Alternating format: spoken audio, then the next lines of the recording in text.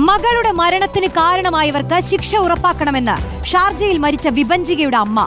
കല്യാണ പിറ്റേന്നു മുതൽ ഭർത്തൃ സഹോദരി ഉപദ്രവം തുടങ്ങിയെന്ന് യുവതിയുടെ കുടുംബം റിപ്പോർട്ടറിനോട് പറഞ്ഞു.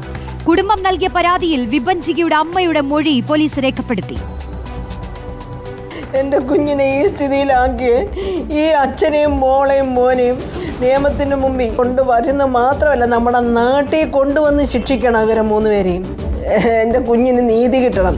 4 ദിവസം മുൻപാണ് ഷാർജയിൽ മകളെ കൊന്ന ശേഷം കൊല്ലം സ്വദേശിയായ വിഭജിക ആത്മഹത്യ ചെയ്യുന്നത്. പിന്നാലെ വിഭജികയുടെ ആത്മഹത്യാക്കുറിപ്പും പുറത്തുവന്നു. ഭർത്താവിനും കുടുംബത്തിനുമെതിരെ പല വെളിപ്പെടുത്തലുകളും ആ കുറിപ്പിലുണ്ടായിരുന്നു. സ്ത്രീധന പീഡനവും ഭർത്താവിൽ നിന്നും കുടുംബത്തിൽ നിന്നും ഏറ്റുവാങ്ങേണ്ടി വന്ന പീഡനങ്ങളും തുറന്നെഴുതിയാണ് വിഭജിക ജീവനൊടുക്കിയത്.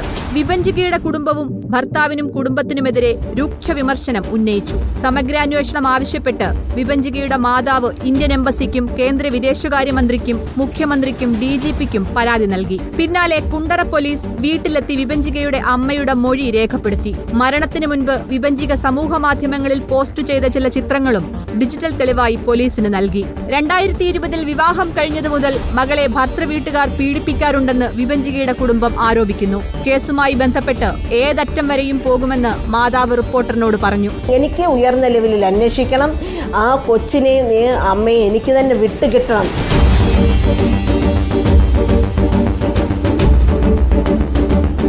വിഭജികയുടെ പോസ്റ്റ്മോർട്ടം റിപ്പോർട്ട് നാളെ ലഭിക്കും. ഇത് ഷാർജ പോലീസ് ബന്ധുക്കൾക്ക് കൈമാറും. ഷാർജയിലുള്ള മൃതദേഹങ്ങൾ വിട്ടു നൽകുന്നതുൾപ്പെടെയുള്ള കാര്യങ്ങളിൽ പബ്ലിക് പ്രോസിക്യൂഷന്റെ തീരുമാനവും നാളെ ഉണ്ടായേക്കും. കുഞ്ഞിന്റെ പോസ്റ്റ്മോർട്ടം നേരത്തെ പൂർത്തിയായിരുന്നു.